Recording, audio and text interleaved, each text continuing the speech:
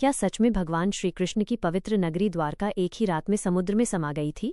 क्या यह केवल एक पौराणिक कथा है या इसके पीछे छिपा है कोई ऐसा रहस्य जिसे आज भी वैज्ञानिक पूरी तरह नहीं समझ पाए?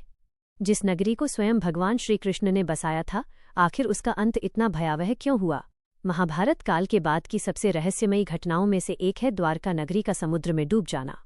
कहा जाता है कि ये केवल एक शहर नहीं था, बल्कि सोने चांदी महलों और दिव्य शक्तियों से सजी ऐसी नगरी थी जिसे देखने देवता भी आते थे। जब मथुरा पर बार बार जरासंध के आक्रमण होने लगे, तब भगवान श्री कृष्ण ने अपने यदुवंश की रक्षा के लिए समुद्र के बीच एक नई नगरी बसाने का निर्णय लिया।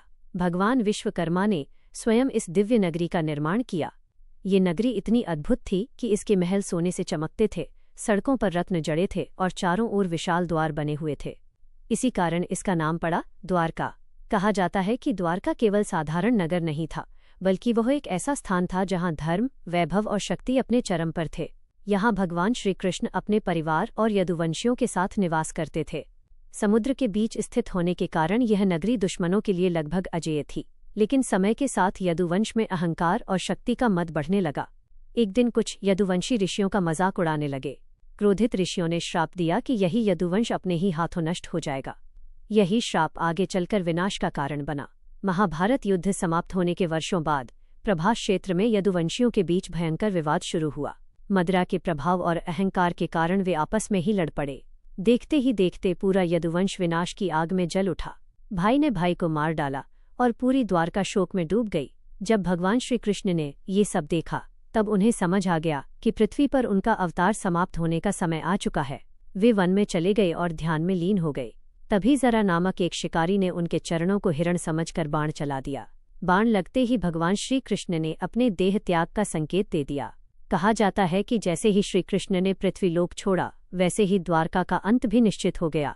श्री कृष्ण ने पहले ही अपने प्रियजनों को चेतावनी दे दी थी कि वे नगरी छोड़ दें, क्योंकि शीघ्र ही समुद्र इसे निगल जाएगा।